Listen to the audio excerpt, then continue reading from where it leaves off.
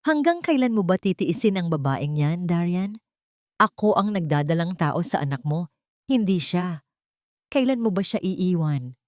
Ang mga salitang iyon ay tila mga punyal na walang awang ibinaon sa dibdib ni Alisara. Nakatayo siya sa madilim na pasilyo ng kanilang sariling tahanan. Pigil ang paghinga. Sa kanyang nanginginig na mga kamay ay ang isang pares ng maliliit at dilaw na sapatos na yari sa sinulid. Ang mismong sapatos na 3 gabi niyang pinagpuyatang buuin. 5 taon siyang naghintay. 5 taon siyang nanalangin para sa isang himala. At ngayong nasa sinapupunan na niya ang bunga ng kanilang pagmamahalan, ito ang isasalubong sa kanya. Isang mainit at mapait na bara ang namuo sa kanyang lalamunan. Namatay ang pakiramdam ng kanyang mga daliri, dahilan upang tuluyang kumawala ang maliliit na sapatos at bumagsak sa sahig na gawa sa kahoy ng walang anumang ingay. Ang mundong dati niyang pinaniwalaang perpekto ay gumuho sa kanyang harapan, naging mga abo ng panlilinlang. Humakbang si Alisara palabas mula sa dilim. Ang liwanag mula sa sala ay tumama sa kanyang namumutlang mukha. Nakita niya ang kanyang asawang si Darian, ang lalaking pinag-alayan niya ng kanyang buong kabataan, na nakapulupot ang braso sa baywang ni Marite. Si Marite, ang matalik niyang kaibigan mula pa noong kolehiyo, ang babaeng tinulungan ng kanyang pamilya noong nalubog ito sa utang. Totoo ba? Nanginginig ang boses ni Alisara. Halos isang bulong na lamang dahil sa bigat ng kanyang dibdib. Gulat na napalingon si Darian, ngunit walang bahid ng pagsisisi sa kanyang mga mata. Sa halip, isang inis na reaksyon ang gumuhit sa kanyang muka. Alisara, please, huwag tayong gumawa ng eksena rito. You've been so obsessed with your clay and pots sa sunggom ninyo. Wala ka ng time sa akin. Nawala na ang init ng pagsasama natin. Lumapit si Marite, nakataas ang noo, at may pilit na awa sa kanyang mukha. Sorry sis, hindi namin sinasadya na saktan ka. Pero ito ang totoo. Mahal namin ang isa't isa. At ako na ang magbibigay sa kanya ng pamilyang matagal na niyang gusto. Inilabas ni Marit ang isang puting papel, ang resulta ng kanyang ultrasound, at iwinasiwas ito na parang isang tropeo ng kanyang pagkapanalo. Isang matinding okasyon ng pagtataksil ang sumakop sa buong pagkatao ni Alisara. Hindi siya makapaniwala sa nakikita at naririnig. Ang mga taong pinagkatiwalaan niya ng lubos ay siya palang unti-unting pumapatay sa kanyang kaluluwa. Sa isang bugso ng desperasyon at labis na pasakit, humakbang siya pasulong upang agawin ang papel na yon, upang gisingin sila sa kahibangang ito. Akin na yan. Wala kang karapatang sabihin yan sa sarili kong pamamahay. Sigaw ni Alisara habang pilit inaabot ang papel. Ngunit bago pa man dumampi ang kanyang mga kamay kay Marite, malakas siyang itinulak ni Darian palayo. Huwag mong saktan si Marite! Ang mariing utos ng kanyang asawa. Ang puwersa ng pagtulak ay naging dahilan upang mawalan ng balanse si Alisara. Nagsimulang umatras ang kanyang mga paa hanggang sa maramdaman niyang wala na siyang matapakan. Ang hangganan ng hagdan. Bumagal ang ikot ng mundo habang hinihila siya ng gravity pababa. Ang kanyang katawan ay tumama sa matitigas na baitang ng kahoy. Nagpagulong-gulong patungo sa kadiliman. Sa halip na idipa ang mga kamay upang isalba ang sarili, automatikong yumakap ang kanyang mga braso sa kanyang sinapupunan, ginawang kalasag ang sariling katawan upang protektahan ang munting buhay sa kanyang sinapupunan. Isang matalim na hapdi ang sumaksak sa kanyang puson, kasunod ng isang malamig at nakakikilabot na pamamanhid na gumapang sa kanyang buong gulugod. Ang huling eksenang nakita niya bago siya tuluyang lamunin ng dilim ay ang anino ni Darian na nakadungaw mula sa itaas ng hagdan. Ang mga mata nito ay walang bakas ng pagmamahal, tila isang estranghero na nanonood sa pagbagsak ng isang kaaway. Nagising si Alisara sa isang puting kwarto na amoy alkohol at gamot. Ang patuloy at artipisyal na ritmo ng isang makina sa kanyang tabi ang nagpatunay na siya ay buhay pa. Sinubukan niyang idilat ang kanyang mga mata, ngunit tila may mabibigat na bato na nakadagan sa kanyang mga talukap. Sinubukan niyang ibuka ang kanyang bibig upang sumigaw, upang itanong kung nasaan ang kanyang anak, ngunit walang tinig na lumabas. Kahit ang dulo ng kanyang daliri ay ayaw sumunod sa utos ng kanyang utak. Pagkatapos, ay narinig niya ang boses ng isang estrangherong lalaki, isang doktor. "I'm sorry, Mr. Santibanez. Hindi na namin naisalba ang bata." Bukod doon, ang matinding pinsala sa kanyang ulo mula sa pagkahulog ay nagdulot ng isang malalang kondisyon. Ang tawag dito ay locked-in syndrome. Siya ay nasa comatose state. Hindi siya makakagalaw, hindi makakapagsalita, at posibleng maging gulay na siya habang buhay. Isang piping palahaw ang iyong manig sa kaibuturan ni Alisara. "Hindi. Gising ako. Naririnig ko kayo. Tulungan niyo ako." Nagsisigaw ang kanyang isipan, ngunit ang kanyang katawan ay isang selyadong kabaong ng laman at buto. Wala na ang kanyang anak. Wala na ang kanyang kalayaan. Naramdaman niya ang mabibigat na hakbang ng sapatos na papalapit sa kanyang higaan. Ang pamilyar na amoy ng pabango ni Darian ay humalo sa hangin. Yumuko ang lalaki at naramdaman ni Alisara ang malamig na hininga nito sa kanyang tainga. "Salamat sa Diyos, Alisara. Hindi ka na makakapagsalita pa. Mas madali na ang lahat ngayon." Umalis si Darian. Iniiwan siyang mag-isa sa gitna ng nakabibinging katahimikan. Sa loob ng madilim na piitan ng kanyang sariling isipan, isang nag-aapoy na tanong ang patuloy na umaalingaw-ngaw. Paano siya lalaban at makakabangon mula sa impyernong ito kung ang sarili niyang katawan ang kanyang pinakamatibay na kulungan? Ang mga salitang lumalabas sa bibig ni Darian ay tila mga lasong unti-unting pumapatay sa natitirang katinoan ni Alisara. Mula sa labas ng nakapinid na pintuan, malinaw na umaabot sa kanyang pandinig ang nagmamakaawa at umiiyak na tinig ng kanyang asawa habang kinakausap nito ang mga kapitbahay at ilang miyembro ng lokal na pahayagan ng Iloilo.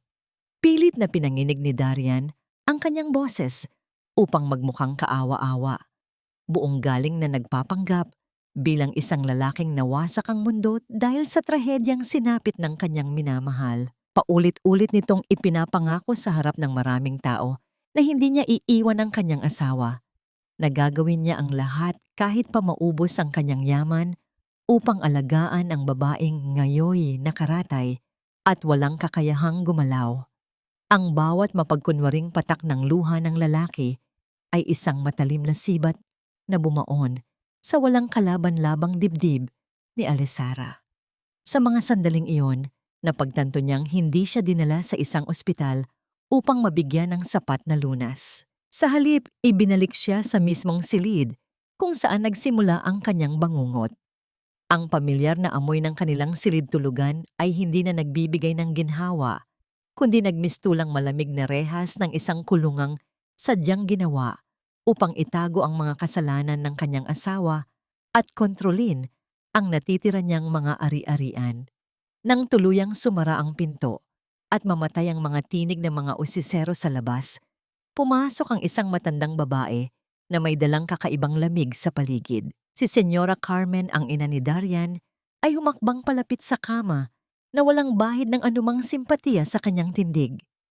Ang maamong mukha na ipinapakita nito sa publiko bilang isang nag-aalalang biyenan ay agad na naglaho na palitan ng isang mapanlait at nakakapasong titig. Walang atubiling hinawakan ng matanda ang walang lakas na kamay ni Alisara. Ang magagaspang at malamig na mga daliri ni Senyora Carmen ay walang awang humigpit sa kanyang palad. Isang pakiramdam na lubhang malayo sa malambot at madulas na putik na nakasanayan niyang haplusin noong siya ay malaya pang gumagawa ng mga palayok sa kanilang syonggom. Pilit na hinila ng matanda ang diamanting singsing na nakasuot sa palasingsingan ni Alisara. Dahil sa pamamaga ng kanyang daliri, bumaon ang metal sa kanyang balat, nag-iwan ng mahapding gasgas hanggang sa dahan-dahang tumulo ang mainit na dugo. Masyadong mahal ang batong ito para mabulok sa kamay ng isang babaeng amoy lupa at burak. Matalim na sambit ni Senyora Carmen habang pinagmamasdan ang kislap ng diamante sa ilalim ng ilaw. Sayang ang ganda nito sa isang patay na katawan. Mabuti pang mapakinabangan ito ng mga taong may silbi pa sa buhay ng anak ko. Isang piping pag-iyak ang yumanig sa kaibuturan ng kaluluwa ni Alisara. Ang singsing na yon ay hindi lamang isang piraso ng alahas. Iyon ang huling simbolo ng kanyang mga pangarap, ang bukod tanging patunay ng pangakong binitiwan sa harap ng altar na ngayoy tahasang ninakaw at binaliwala. Gusto niyang bawiin ang kanyang kamay. Gusto niyang itaboy ang sakim na ginang palabas ng kanyang pamamahay, ngunit ang kanyang katawan ay nanatiling isang ribultong hindi matibag. Naramdaman na lamang niya ang pagtalikod at paglisa ng matanda.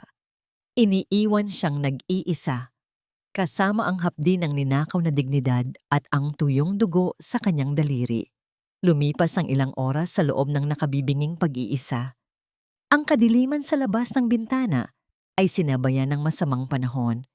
Sa tuwing may mahabang guhit ng liwanag na pansamantalang tumatanglaw sa madilim na kwarto mula sa kalangitan, isang kakaibang anino ang nahagip ng gilid ng kanyang mga mata. Isang matangkad na figura ng lalaki ang nakatayo sa labas ng bintana, tahimik na nakatingin sa direksyon ng kanyang higaan sa kabila ng buhos ng ulan. Hindi niya maigalaw ang kanyang leeg upang aninawin kung sino ang misteryosong estranghero na yon. Siya ba ay isang taong nagmamalasakit o isa na namang halimaw na naghihintay ng tamang pagkakataon upang tapusin ang kanyang paghihirap? Bago pa man niya mabuo ang mga katanungan sa kanyang isipan, dahan-dahang bumukas ang pinto ng kanyang silid. Ang liwanag mula sa pasilyo ay nagluwal sa figura ng isang babaeng nagmamalaki sa kanyang presensya. Pumasok si Marite, may suot na manipis na damit pantulog na pag-aari mismo ni Alisara. Hinaplos ng taksil na kaibigan ang sariling umbok sa tiyan bago bumaling sa walang kakayahang katawan na nakahiga sa kama.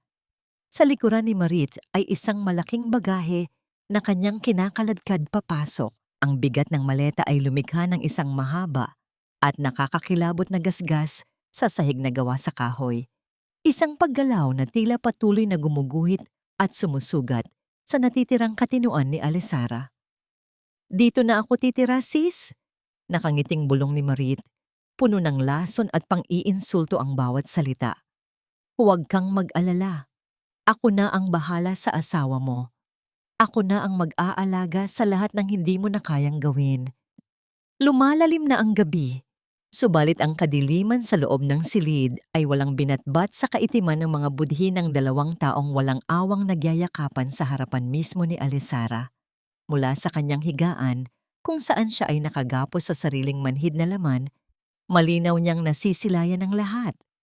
Sa isang malambot na upuan, na ilang hakbang lamang ang layo mula sa kanyang ulunan, magkasanib ang mga braso ni Darian at Marite. May hawak silang mga kopa ng mamahaling alak, nagdiriwang sa ibabaw ng naghihingalong pangarap ng lehitimong asawa. Isang pamilyar at matapang na halimuyak ang unti-unting sumakop sa hangin ng kwarto. Ang pabango ni Darian, na dati ay nagbibigay ng matinding kapanatagan at init sa puso ni Alisara, tuwing umuuwi ito mula sa trabaho, ay ngayoy humalo sa maasim na amoy ng alak at sa nakasusuyang tamis ng pabango ni Marite. Ang pinagsamang amoy na ito ay naging isang nakakaduwal na hangin na sa pilitang pumapasok sa ilong ni Alisara. Dahil hindi niya maikilos ang kanyang leeg upang umiwas, napilitan siyang langhapin ang bawat patunay ng kanilang pagtataksil, isang parusang mas masakit pa sa pisikal na sugat na natamo niya mula sa pagkahulog. Tumayo si Marite mula sa pagkakayakap kay Darian at lumapit sa gilid ng kama. Sa ilalim ng malamlam na ilaw, nakita ni Alisara ang telang nakabalot sa katawan ng kanyang matalik na kaibigan. Ito ay ang kanyang paboritong damit pantulog na yari sa manipis na sutla, ang regalong matagal niyang iningatan. Ang paghawi ng tela sa balat ni Marite ay tila isang matalim na patalim na patuloy na sumusugat sa natitirang dignidad ng nakaratay na babae Walang anumang bakas ng hiya sa mukha ni Marite habang pinagmamasdan ang walang buhay na figura ng kanyang kinikilalang kapatid. Sa halip isang mapanuyang ngiti ang gumuhit sa mga labi nito. Masyado kang mabait, Alesara. Malambing ngunit nakamamatay na bulong ni Marit habang bahagyang inaayos ang kumot ng pasyente. Naaalala mo ba nung ibinenta mo ang mga paborito mong alahas para lang sagipin ang pamilya ko sa pagkakabaon sa utang? Ganyan ka kabutihang tao. At iyan din ang eksaktong dahilan kung bakit ka natalo sa larong ito. You care too much about others, kaya hindi mo napansing kinukuha na namin ang lahat sa'yo. Ang kawalan ng utang na loob ng babaeng ito ay parang isang nakakalasong asido na ibinuhos ng direkta sa diwa ni Alesara. Paanong ang isang taong iniligtas niya mula sa pagkasira ay siya ngayong magpapabagsak sa kanyang buong pagkatao. Naramdaman ni Alesara ang matinding pag-ikot ng kanyang sikmura, isang malalim na pandidiri at pighati na walang matakasan. Lumapit si Darian, uminom mula sa kanyang kopa at tamad na ipinatong ang kamay sa baywang ni Marite. Hayaan mo na siya, babe. Wala na siyang magagawa. Bukas na bukas din, dadalhin ko ang mga papeles sa abogado. Madali ko na lang magagaya ang pirma niya. Kapag naibenta ko na ang Syonggom sa mga dayuhang negosyante, babaha tayo ng pera. Ipapagiba ko ang lumang paggawaan ng palayok na yon. It's nothing but dirty clay and useless history. Ang mga salitang binitawan ni Darian ay tuluyang pumunit sa huling hibla ng pangunawa ni Alesara. Hindi na lamang ito tungkol sa nasirang pamilya o sa nawalang anak. Ito ay isang tahasang pagyurak sa buong pamana ng mga Montelibano. Ang Syonggom ay hindi lamang isang piraso ng lupa para sa kanya. Ito ay ang alaala ng kanyang mga yumaong magulang, ang sagradong lugar kung saan niya natutunan ang sining ng pagbuo ng mga sirang bagay, ang puso at kaluluwa ng kanyang pagkabata. Ang isiping mawawasak ito ng tuluyan dahil sa kasakiman ng lalaking kanyang pinili ay nagpaalab ng isang matinding galit sa kanyang kaibuturan. Sa loob-loob niya, nagsisigaw ang kanyang kaluluwa at nagwawala ang kanyang damdamin sa matinding pagkabalisa. Subalit isang misteryo ang patuloy na nagaganap. Ang makina na sumusukat sa tibok ng kanyang puso ay nanatiling nagpapakita ng isang mabagal, payapa at artipisyal na ritmo. Sa tindi ng kanyang pagnanais na itago ang katotohanang siya ay gising, walang kamalay-malay na natutunan ng kanyang isipan na supilin ang pisikal na reaksyon ng kanyang puso. Nililin lang ang makinarya sa paligid upang panatilihin ang ilusyon ng kanyang kawalang malay. Ngunit ang katawan ng tao ay may hangganan at ang labis na pasakit ay palaging naghahanap ng daan upang makawala. Habang patuloy na pinag-uusapan ng dalawang taksil ang pagwasak sa kanyang buhay, isang napakainit na luha ang dahan-dahang kumawala mula sa gilid ng kanyang nakapikit na mga mata. Bumagtas ito ng mabagal pababa sa kanyang malamig at namumutlang pisngi, isang tahimik na patunay ng kanyang walang katumbas na pagdurusa. Sa eksaktong sandaling iyon, walang anumang babala ang pagbukas ng pinto ng silid. Isang lalaking nakasuot ng puting uniforme ng doktor ang humakbang papasok para sa nakatakdang pagsusuri tuwing 10 oras ng gabi. Ang bagong doktor sa pamilya, si Dr. Gavino Llorente, ay natigilan sa kanyang kinatatayuan nang makita ang asawa at ang kaibigan ng pasyente na magkayakap. Subalit hindi roon napatuon ang kanyang atensyon. Ang kanyang mga mata ay dumiretso sa mukha ng babaeng tahimik na nakaratay sa kama. Napatigil sa paghinga si Gavino. Sa ilalim ng malamlam na liwanag, malinaw niyang nasilayan ang kumikinang na bakas ng luha sa pisngi ni Alesara. Nagmadaling kumawala sa pagkakayakap sina Darian at Marit nang mapansin ang biglaang pagdating ng doktor. Ang kanilang mga mukha ay nabalot ng pagkataranta, ngunit agad ding bumalik sa pagpapanggap na puno ng kalungkutan.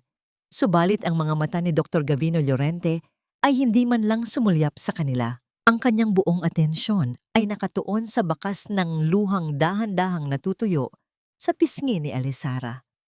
Dahan-dahan siyang lumapit sa kama at gamit ang kanyang hinlalaki, pinunasan niya ng buong ingat ang basa sa mukha ng babae. Isang hindi maipaliwanag na init ang dumaloy sa balat ni Alisara mula sa banayad na pagdampi ng daliri ng doktor. Isang pakiramdam na lubhang malayo sa magaspang na haplos ng kanyang biyenan. Sa loob ng ilang segundo, isang masakit na alaala ang bumalik sa isipan ni Gavino. 10 taon na ang nakalilipas mula nang huli niyang masilayan ang ngiti ni Alisara. Ang nangiti na tahimik niyang minahal sa malayo. Ang ngiti na tuluyang naglaho nang piliin nitong pakasalan si Darian. Kaya naman pinili na lamang ni Gavino na lisanin ang Iloilo. Bit-bit ang isang pusong sawi. Ang makita ngayon ang babaeng minsan niyang hinangaan na nakaratay na parang isang basag na manika ay nagdulot ng matinding kirot sa kanyang dibdib. Anong nangyari rito? May bahid ng pagsisiyasat sa tinig ni Gavino habang hindi inaalis ang tingin sa pasyente. Bakit may mga baso ng alak sa silid na ito? Kailangan niyang magpahinga sa isang tahimik na kapaligiran. Pasensya na, Doc. Mabilis na sagot ni Darian, pilit na pinakakalma ang sarili. Nag-uusap lang kami ni Marit tungkol sa kalagayan ni Alisara. Hindi namin maiwasang maging emosyonal. I'm sure you understand. Nagpakawala si Gavino ng isang malalim na buntong hininga.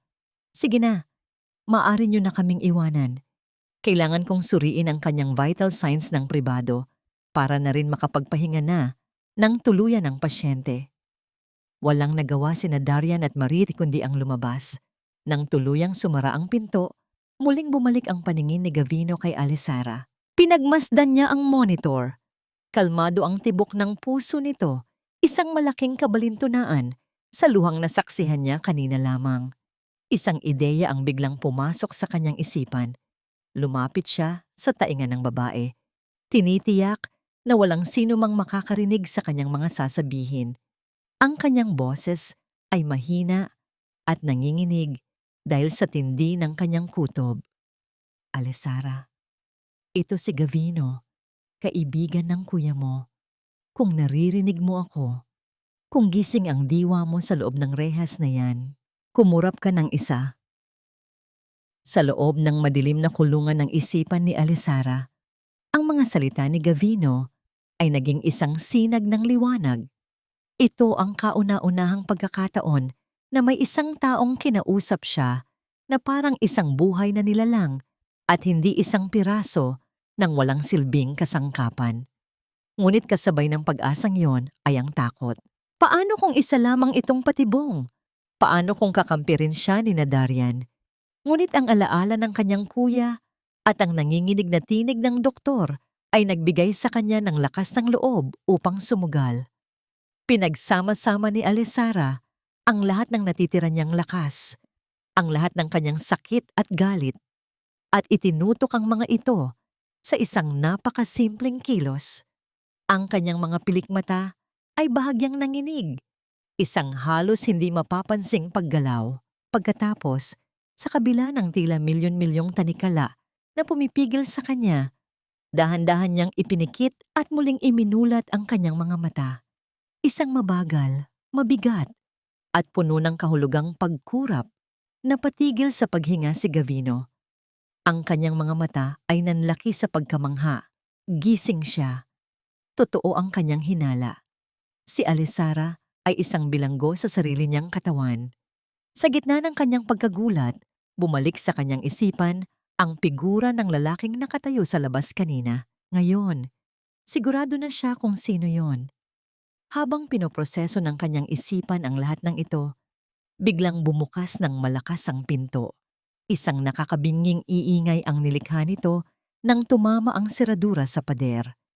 Nakatayo roon si Darian. Ang mga mata ay nanlilisik sa galit at pagdududa. Nakatuon sa lapit ni Gavino sa kanyang asawa. Anong ginagawa mo sa asawa ko, doktor? Ang mariin at nagbabantang tanong ni Darian. Ang bawat salita ay may kasamang laso ng selos at paghihinala. Ang tensyon sa loob ng silid ay biglang naging mabigat at halos hindi na mahingahan. Isang nakabibinging katahimikan ang namayani sa loob ng silid matapos ang nagbabantang tanong ni Darian. Ang puso ni Alisara ay nagsimulang tumibok ng napakabilis, isang marahas na pagwawala sa loob ng kanyang dibdib na tanging siya lamang ang nakakaramdam. Kung malalaman ni Darian ang katotohanan, kung mahuhuli sila sa kanilang lihim na komunikasyon, tiyak na gagawin nito ang lahat upang tuluyan siyang patahimikin. Subalit sa kabila ng panganib, nanatiling kalmado ang mukha ni Dr. Gavino. Dahan-dahan siyang tumayo ng tuwid at humarap kay Darian. Ang kanyang mga mata ay walang bakas ng anumang pagkataranta. Mr. Santibáñez, sinusuri ko lamang ang corneal reflex ng iyong asawa. Paliwanag ni Gavino sa isang profesional at malamig na tinig.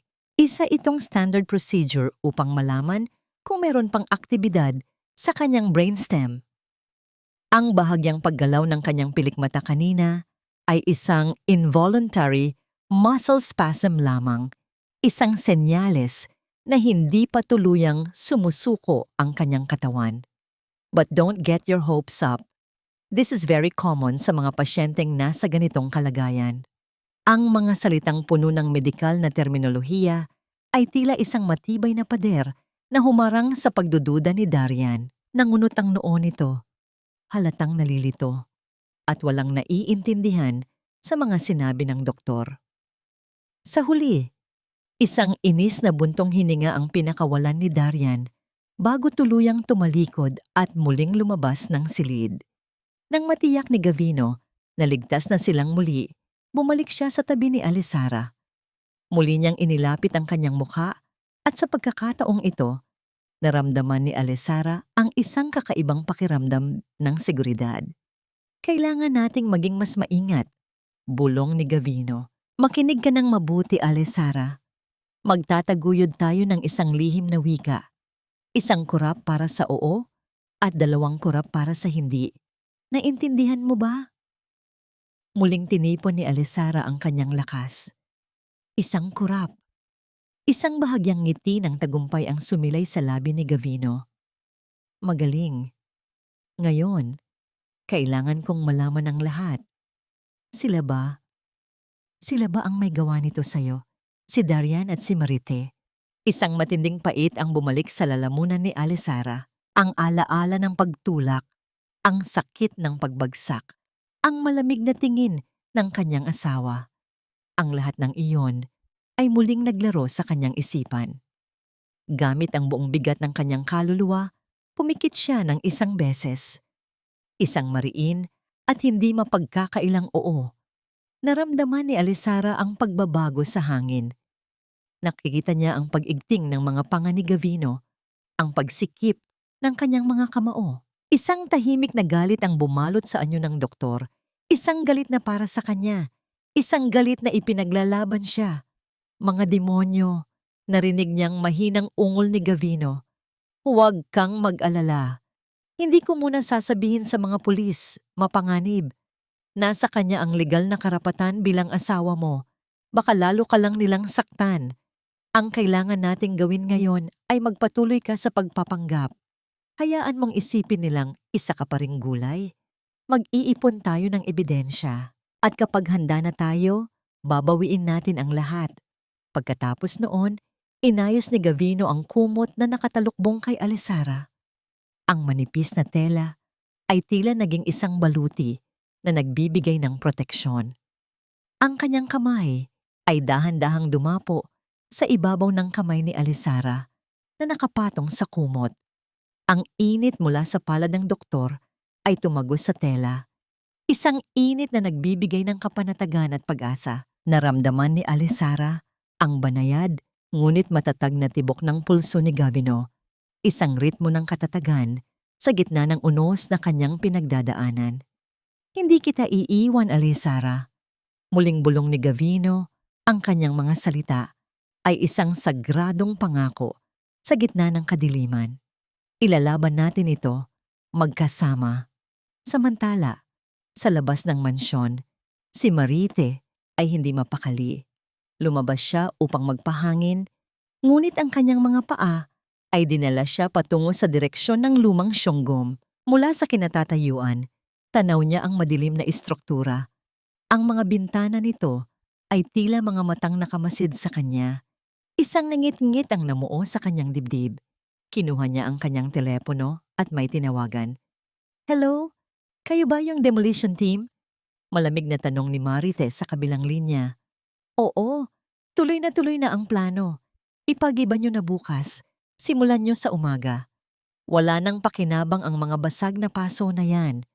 Kailangan nang magbigay daan sa pag-unlad." Ang balak na pagwasak sa sagradong pamana ng mga Montelibano ay nakatakda ng maganap sa pagsikat ng araw. Ang umaga ay sumikat na may dalang bagong pagsubok para kay Alisara. Sa ibaba, nagulantang ang katahimikan ng mansyon sa di inaasahang pagdating ng mga bisita. Isang ingay ng mga sapatos na nagpapaspasan sa marmol na sahig ang umalingaw-ngaw. Kasabay ng mga bulungan na unti-unting lumakas. Muling bumalik ang panlabas na anyo ng pamilya Santibanez, nagtatago sa likod ng isang mapagkunwaring kahinahunan. Mga kaibigan, salamat sa inyong pagdating. Narinig ni Alisara ang boses ni Senyora Carmen mula sa ibaba. Puno ng pait. Nagdaraos kami ng isang maliit na prayer meeting para sa aming naghihirap na si Alisara. Sana'y makabangon siya mula sa kanyang kalagayan. Ngunit ang prayer meeting na yon ay isa lamang palabas. Ang bawat salita na lumalabas sa bibig ni Senyora Carmen at Darian ay puno ng pagmamayabang. Ipinakilala nila si Marite bilang ang anghel na nag-aalaga kay Alisara, habang pinupuri ang sarili nilang sakripisyo para sa may sakit na asawa. Ang layunin ay maliwanag. Ipakita sa mga maimpluwensyang bisita na sila ay isang perpektong pamilya, hindi nabahiran ng anumang iskandalo, habang ang mga mata ni Alisara ay nakapikit, nakikinig sa bawat kasinungalingan. Maya-maya, narinig ni Alisara ang mga hakbang na papalapit sa kanyang silid. Pumasok si Darian, kasama ang isang abogadong may hawak na makapal na folder. Isang mapanlinlang na ngiti ang nakapaskil sa kanyang mukha habang lumalapit sila sa kama. "Alisara, babe," malambing na wika ni Darian, ngunit ang tinig ay may bahid ng panunuya. "Kailangan nating pirmahan ang ilang dokumento para sa iyong therapy at sa pagpapagamot mo. Kailangan natin ng pera para rito. Alam mo yan, huwag kang mag-alala. Ako ang bahala sa lahat." Inilabas ng abogado ang isang malaking papel.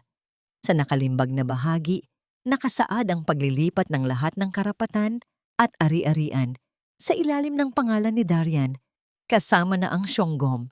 Ito ang huling saksak, ang tuluyang pagpatay sa kanyang pagkatao.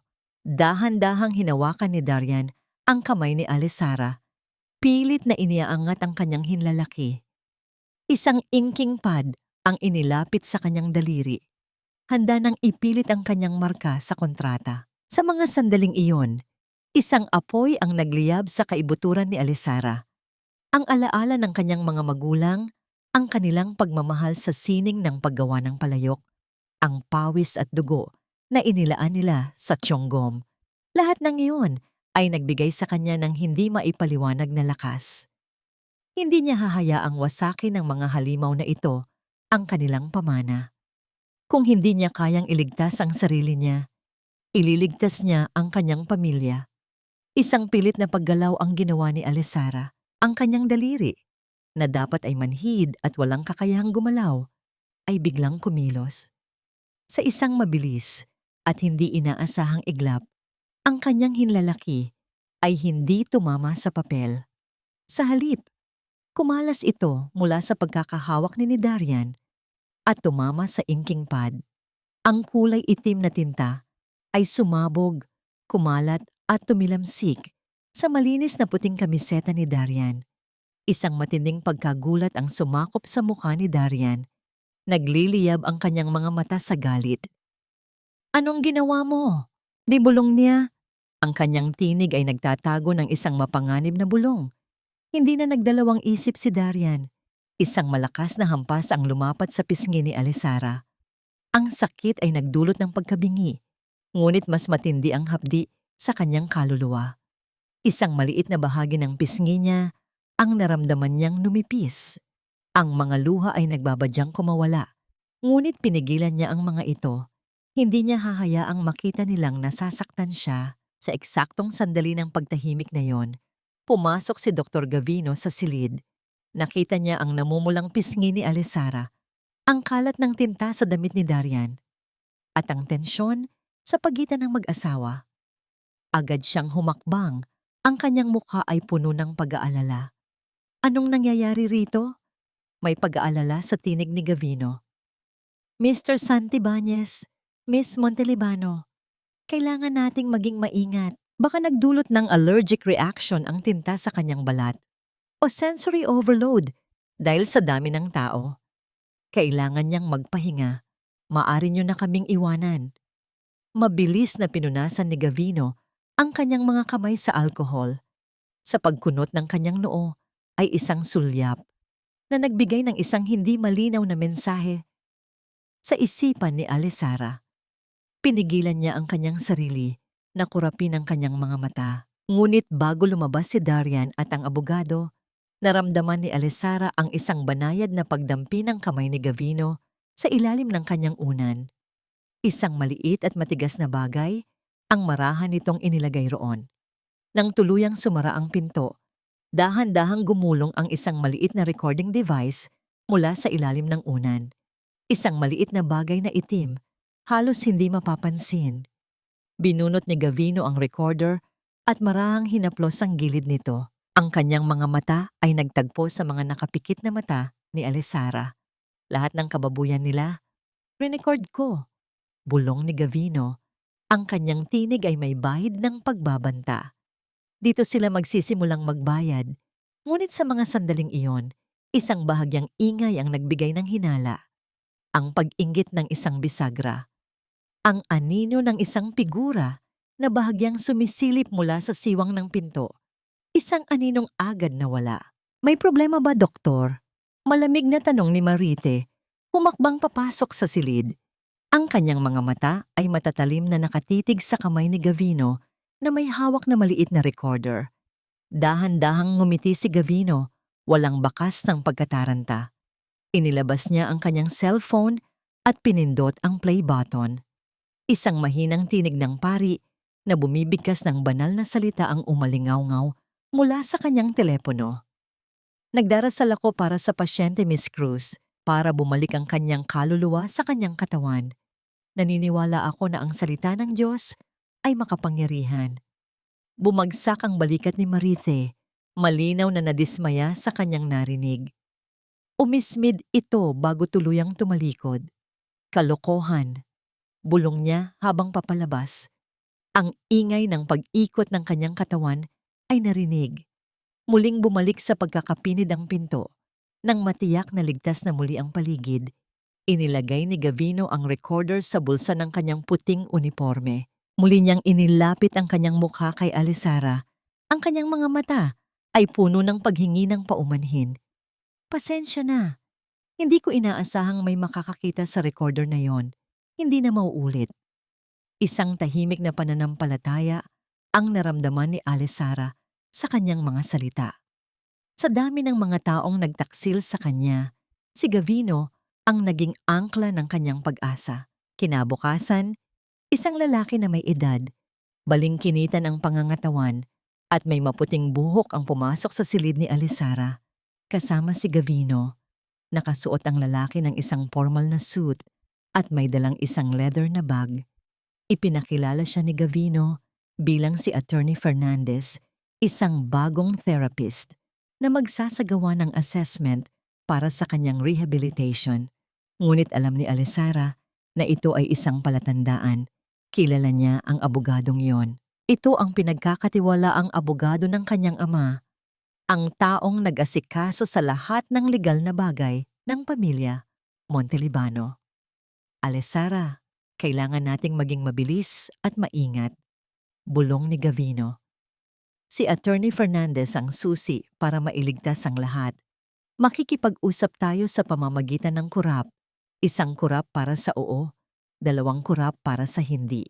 Sinimulan ni Attorney Fernandez ang pagbabasa ng isang legal na dokumento, isang uri ng living will na nagbibigay ng kapangyarihan sa mga pinagkakatiwalaang tao na magdesisyon para sa isang pasyenteng walang kakayahang gumawa ng sariling desisyon. Sa pamamagitan ng mga tanong na binitawan ni Gavino at mga tugon ni Alesara sa pamamagitan ng pagkurap, unti-unting nabuo ang kanyang bagong di-opisyal na testamento. Una, kinumpirma niyang siya ay may malay at may kakayahang magdesisyon. Pangalawa, pinatunayan niyang si Darian at Marithe ang may gawa ng kanyang kalagayan at patuloy na nanamantala sa kanya. Sa huling bahagi ng dokumento, pinagtibay ni Alesara na inililipat niya ang lahat ng kanyang karapatan sa pagmamay-ari ng Siongom at ng lahat ng ari-arian ng pamilya Montelibano kay Gavino at Attorney Fernandez.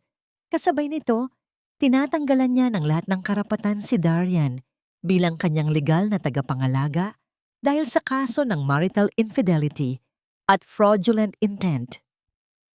Ang bawat kurap ay tila isang matalim na pirma na nagbibigay buhay sa kanyang muling pagbangon. Miss Montelibano, ang halos pabulong na tanong ni Attorney Fernandez, ang kanyang tinig ay may bahid ng damdamin. Ikaw ba ay sumasang-ayon na ipawalang bisa ang lahat ng legal na karapatan ni Darian Santibanez sa iyong mga ari-arian at sa iyong buhay? Isang mariin at matagal na kurap ang ipinakita ni Alesara. Ang desisyon ay hindi na lamang para sa kanya. Ito ay para sa kanyang pamilya, para sa katarungan, at para sa mga taong binalakwasakin ang kanilang pamana. Nang matapos ang lahat, nagkatinginan sina Gavino at Attorney Fernandez. Isang tahimik na pag-unawa ang bumalot sa kanilang mga mukha. Walang salita. Tanging ang pag-asa sa mga mata ni Gavino ang nagbigay ng kapanatagan kay Alesara. Ilang oras na lang, Alesara, bulong ni Gavino habang inilalabas ang mga pekeng dokumento na kanyang ipapalit sa orihinal. Ating ibabalik sa kanya ang lahat ng kanyang kasakiman. Ang mga pekeng papeles na yon ay hindi naglilipat ng yaman, kundi nagpapataw ng malalaking utang at obligasyon mula sa isang bangkaroteng kumpanya na sadyang ginawa ni Gavino upang ipambato kay Darian. Lumalim ang gabi. Nagising si Alesara sa gitna ng matinding pagpapawis. Ang kanyang katawan ay tila nilalabanan ng mga tanikala na pumipigil dito. Isang malaking puwersa ang nagtutulak sa kanya upang gumalaw, upang kumawala sa kanyang kulungan. Pinilit niya ang kanyang kanang binti. Isang mahina, ngunit malinaw na paggalaw. Pagkatapos ay ang kaliwa. Isang maliit na pag-urong. Ang kanyang mga daliri sa kamay ay gumalaw ng bahagya. Napatigil si Alesara. Ang kanyang mga binti ay dahan-dahang gumalaw. Tinitigan niya ang kanyang mga paa. Kaya na niya. Ang kanyang mga mata ay nanlilisik, matatalim na parang patalim. Handa na siya. Nang lumubog ang araw, dumalaw si Darian sa silid ni Alesara. Ang kanyang mukha ay puno ng pagmamalaki at pag-aasam. Umupo siya sa upuan na dati ay lagi niyang kinakaupuan. Ngayon, wala na si Marithe sa tabi niya. Ngayon, mag-isa na siyang nagmamay-ari sa silid na yon. Hindi niya na kailangan ang matalik na kaibigan ni Alesara upang magsilbing kasangkapan sa kanyang mga balak. Alesara, babe! Malamig na wika ni Darian, ang tinig ay puno ng panunuya. Huwag kang mag-alala. Magiging maayos ang lahat bukas. Matagal ko na ring gustong mawala ang lumang paggawaan ng palayok na yan. Bukas na bukas din, buburahin ko na ang pangalan ng pamilya mo sa Iloilo. Magtatayo ako ng bago. Isang malaking resort na makikilala sa buong mundo. Isang piping pagkasuklam ang namuo sa dibdib ni Alesara. Nakapikit ang kanyang mga mata, ngunit ang kanyang isipan ay gising na gising. Habang binibigkas ni Darian ang kanyang mga plano, nakita ni Alesara ang kanyang sarili na bumangon mula sa kama, humakbang, at sinampal ang mapagkunwaring mukha ng kanyang asawa. Ngunit lahat ng iyon ay imahinasyon lamang. Ang kanyang katawan ay nananatiling mahina, nakakulong sa balat na nagtraidor sa kanya. Paalam, Alisara. Malambing na bulong ni Darian bago tumayo at lumabas ng silid. Iniiwan si Alisara na nakalutang sa gitna ng kadiliman. Nang tuluyang gumabi, ang pag-iisa ay naging kasama ni Alisara. Sa gitna ng katahimikan ng madilim na gabi, isang matinding pagnanais na kumawala ang unti-unting lumakas sa kanyang kaibuturan. Pinilit niya ang kanyang sarili na gumalaw. Naglabas siya ng malalaking butil ng pawis mula sa matinding hirap na kanyang pinagdadaanan. Nanginginig ang kanyang buong katawan, ngunit hindi niya pinigilan. Bawat paggalaw, bawat pilit ay isang patunay na siya ay buhay pa. Gumulong siya sa kanyang tagiliran. Bumagsak ang kanyang braso sa gilid ng kama. Sa madaling araw, nang makita ni Gavino na tulog na ang lahat ng nasa bahay, dahan-dahan siyang pumasok sa silid ni Alisara. Sinalubong siya ng isang bahagyang ingay. Ang unan ay nahulog sa sahig. Nakahiga si Alisara sa kanyang tagiliran. Ang kanyang mukha ay puno ng pagpapawis. Sa mga sandaling yon, hindi na siya ang dati. Alisara, bulong ni Gavino habang iniaangat ang unan at inilalagay ito sa likuran ng kanyang likod. Ginawa niya ito upang maiayos ang posisyon ng babae at makaupo ito. Ang kanyang katawan ay nanginginig, hindi sa takot, kundi sa matinding pagod. Ang mga ugat niya sa kamay ay umumbok, puno ng pamumuo ng dugo mula sa labis na paggamit ng kanyang mga kalamnan. Dahan-dahang gumulong si Gavino ng isang wheelchair mula sa gilid ng pinto. Ito ang unang pagkakataon na makikita niya ng buo ang pagkatao ni Alisara. Ang kanyang mga paa ay sumabit sa sahig habang pilit nitong pinapakalma ang sarili. Ang kanyang buhok ay magulo, ang kanyang mukha ay namumutla, at ang kanyang mga mata ay kulang sa tulog. Ngunit sa kabila ng lahat ng iyon, isang matinding pagnanais na lumaban ang sumasalamin sa kanyang mga mata. Hindi siya kailanman naging kasing ganda ng kung ano siya ngayon. Kinuha ni Gavino ang isang suklay mula sa gilid ng lamesa. Dahan-dahan niyang inayos ang magulong buhok ni Alisara. Ang bawat paghatak ng suklay ay sinasabayan ng masakit na reaksyon ng kanyang mga kalamnan, ngunit tinitiis niya ang lahat. Pagkatapos, nilagyan niya ito ng kaunting lip tint sa kanyang mga labi upang magbigay kulay. Mas maganda ka pa rin kaysa sa kanila, bulong ni Gavino, isang matamis na kasinungalingan na nagbigay ng isang matinding pag-asa sa dibdib ni Alisara. Dahan-dahang inilabas ni Gavino mula sa bulsa ng kanyang puting uniforme ang isang pares ng sapatos na yari sa sinulid. Ang dilaw na sapatos na ibinabaon ni Alisara sa kanyang panaginip. Ito ay ang sapatos na ibinagsak niya sa hagdanan. Ang sapatos na simbolo ng kanyang nawawalang anak. Kwa hunyo kwan fim kway cham, trong tamtri Alisara. Ang kanyang mga mata ay nanlilisik sa pagdududa, ngunit agad itong napalitan ng isang malalim na pag-unawa. Iyon ang sapatos ng kanyang nawalang anak. Ang rason upang siya ay lumaban. Dahan-dahang inilagay ni Gavino ang isang maliit na sapatos sa kanyang kaliwang paa. Ang malambot na material ay nagbigay ng isang kakaibang ginhawa. Ang kulay dilaw ay nagbigay sa kanya ng isang matinding pag-asa. Iyon ang simbolo ng muling pagbangon. Handa ka na ba? Tanong ni Gavino. Ang kanyang mga mata ay nagbigay ng isang hindi malinaw na mensahe. Pumikit ng isang beses si Alisara.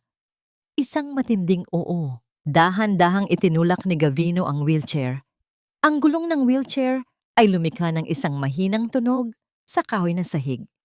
Lumabas sila sa likod bahay, lumusot sa isang maliit na gate, at dahan-dahang nakihalubilo sa mga taong nagtitipon sa labas ng Syonggom. Ang mga tao ay nagbubulungan, naghihintay sa isang malaking pagbabago. Sa harapan ng Syonggom, nakatayo si Darian. Ang kanyang mukha ay puno ng pagmamalaki May hawak na kopa ng champagne. Sa likuran niya, isang malaking sasakyan na pambakbak ng lupa ang umuungol. Nakahanda ng wasakin ang lahat. Ang pangalan ng Songgom ay nakasulat sa isang malaking karatula. Montelibano Pottery. Itinaas ni Darian ang kanyang kopa. Sa isang bagong simula, sa Santibanez Resort. Ngunit bago pa man niya matikman ang alak, isang mahina, ngunit matatag na tinig ang umalingaw-ngaw mula sa speaker na nakakabit sa harap ng Songgom. Isang tinig na pamilyar, ngunit hindi inaasahan. Itigil niyo yan. Ang bawat isa sa mga nagtitipon doon ay lumingon. Ang lahat ng mata ay nakatuon sa isang direksyon. Sa isang direksyon kung saan nakatayo si Gavino at sa likuran niya, nakaupo sa wheelchair, si Alisara. Ang kanyang buhok ay inayos na, ang kanyang mga labi ay may kulay. Hindi na siya ang gulay na nakaratay sa kama. Siya ay si Alisara Montelibano, ang tunay na may-ari ng lahat ng yon. Ang kopa ng champagne ay nawalan ng balanse mula sa nanginginig na kamay ni Darian. Bumagsak ito sa sahig. At ang tunog ng basag na baso ay lumikha ng isang nakabibinging katahimikan. Si Marit, na nasa tabi niya, ay humakbang paatras. Ang kanyang mukha ay namutla, tila nakakita ng multo. Nang makita si Alisara na nakaupo sa wheelchair, buong pagkatao ni Darian ay nagsimulang manginig. Ang kanyang mukha ay biglang namutla, tila nakakita ng multo. Si Marita, na nasa tabi niya, ay humakbang paatras.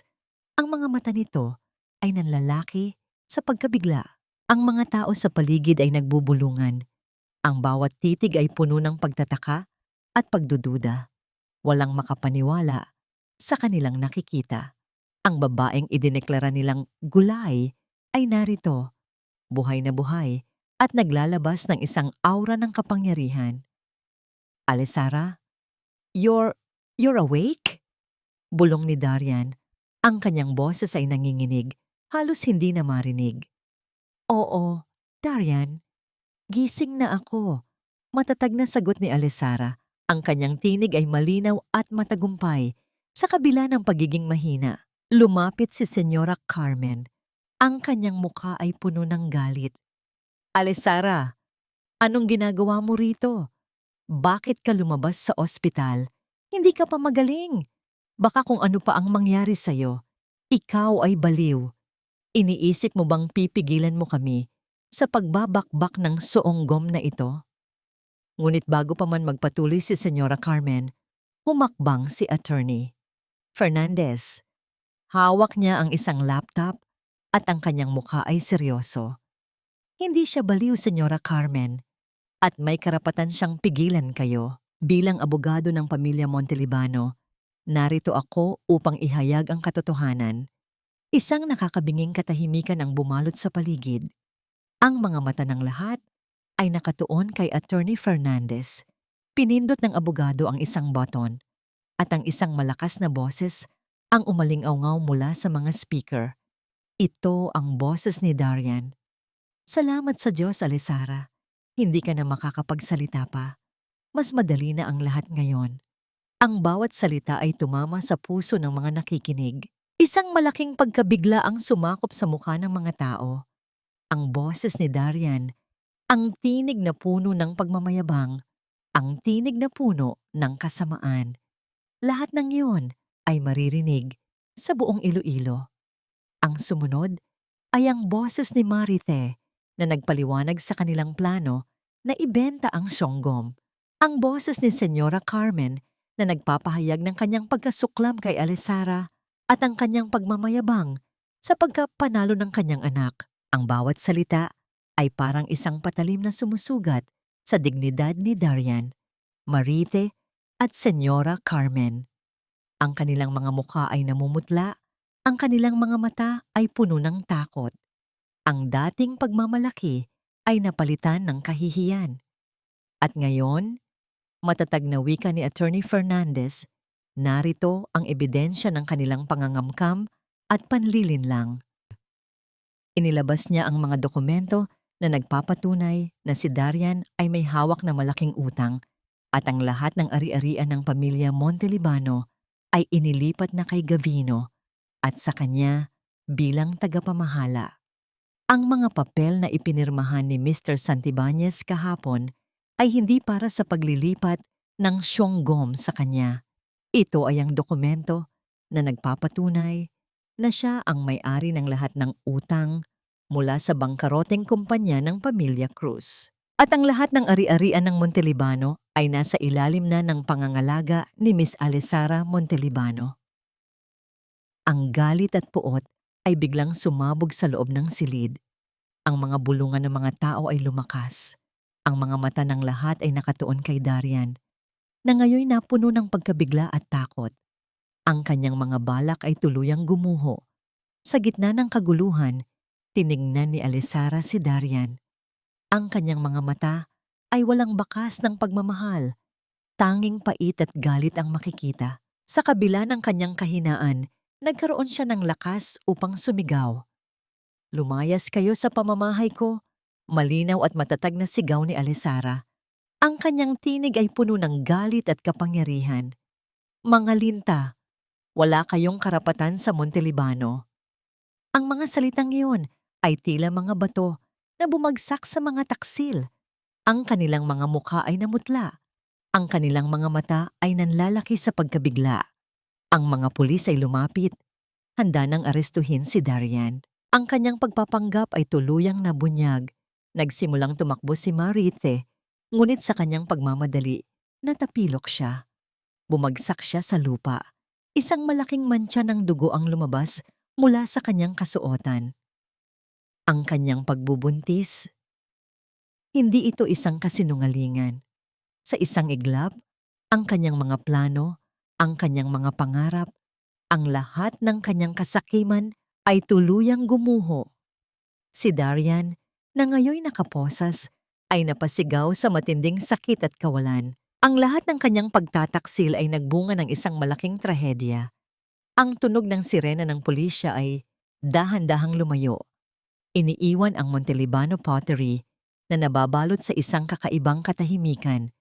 Ang mga tao ay unti-unting nagsisimulang magsiuwian, dala ang mga sari-sarili nilang kwento ng pagkagulat at katarungan. Sa gitna ng kaguluhan, si Darian, na ngayon nakaposas, ay pilit na lumapit sa wheelchair ni Alesara. Ang kanyang mukha ay puno ng matinding sakit. Ang kanyang mga mata ay nanunubig sa luha. Alesara, please, naaalala mo ba ang mga pangako natin? Ang pagmamahalan natin? Hindi mo pwedeng gawin sa akin ito. Mahal kita. Ang kanyang boses ay nanginginig sa kawalan ng pag-asa. Ngunit ang mga salitang iyon ay hindi na nagdulot ng anumang damdamin kay Alesara.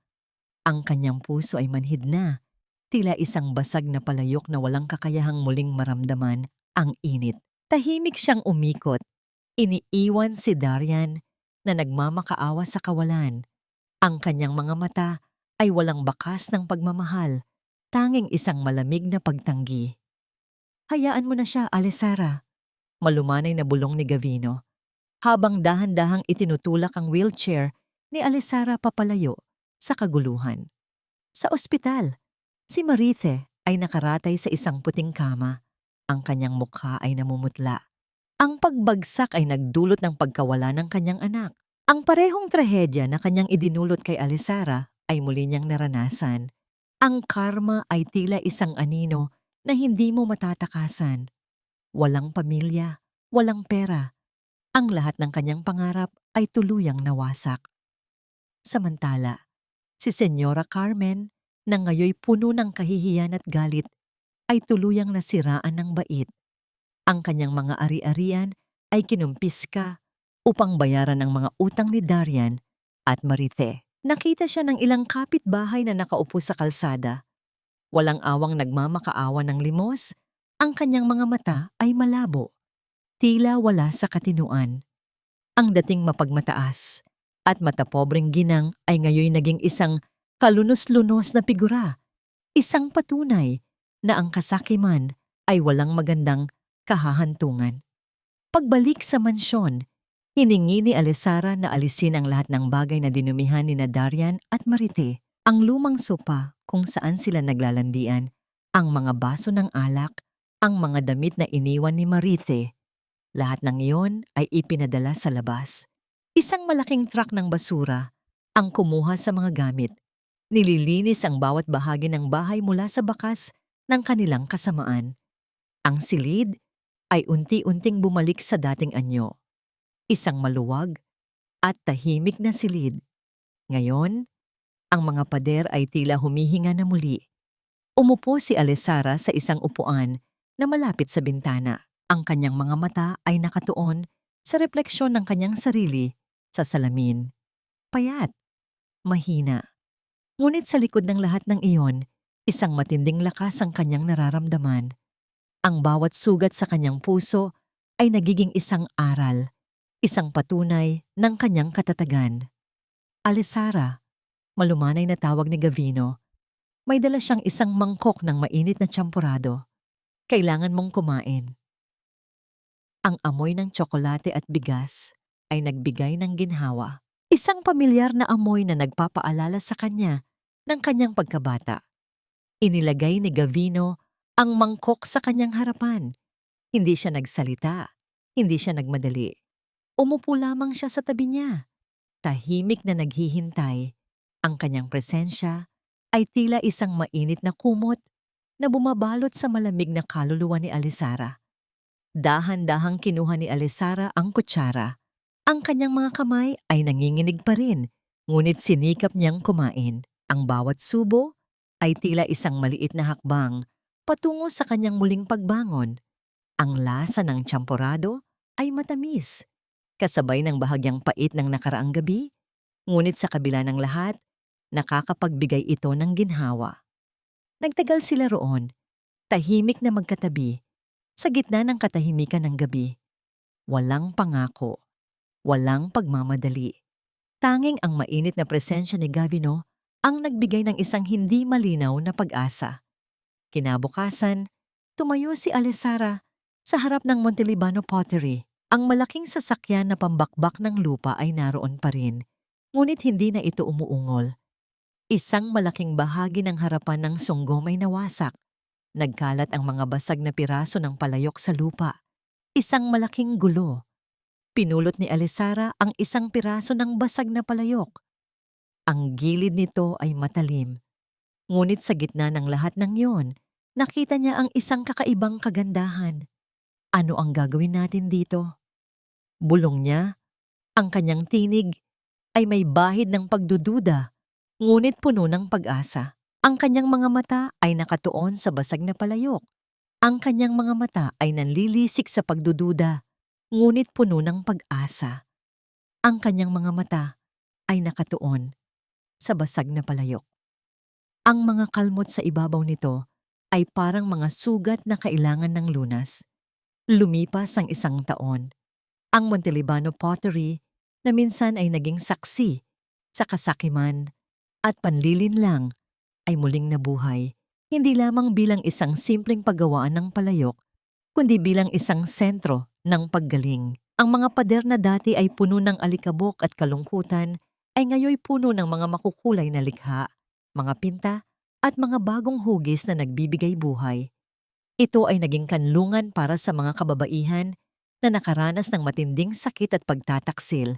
Isang lugar kung saan ang mga basag na kaluluwa ay muling inihahabi upang makahanap ng bagong lakas. Isang hapon, sa ilalim ng ginintuang sinag ng araw na humahaplos sa mga bintana ng sunggom, nakita si Alesara na nakaupo sa kanyang silya, abala sa pagkabit ng mga basag na piraso ng isang malaking palayok. Hindi na siya ang babaeng puno ng pighati at kawalan ng pag-asa. Ang kanyang mukha ay puno ng kapayapaan. Ang kanyang mga mata ay naglalaman ng isang hindi maipaliwanag na ningning. Sa kanyang mga kamay ay isang maliit na brush at gamit ang isang makintab na gintong pandikit, pinagdudugtong niya ang bawat basag. Hindi ko sila pinatawad para sa kanila, kundi para sa sarili ko. Malumanay na wika ni Alesara sa isang kabataang babae na katabi niya na may mga bakas din inang pait sa kanyang mga mata. upang makalaya ako, upang makabangon ako mula sa kadiliman. Ang pagpapatawad ay hindi para sa kanila. Ito ay para sa ating sarili. Ito ang susi sa ating kalayaan. Ang mga salita ni Alisara ay nagdulot ng isang matinding pag-unawa sa puso ng kabataang babae. Ang mga piraso ng palayok na kanyang pinagdudugtong ay unti-unting nabuo. Ang bawat basag ay naging isang bahagi ng kanyang kagandahan.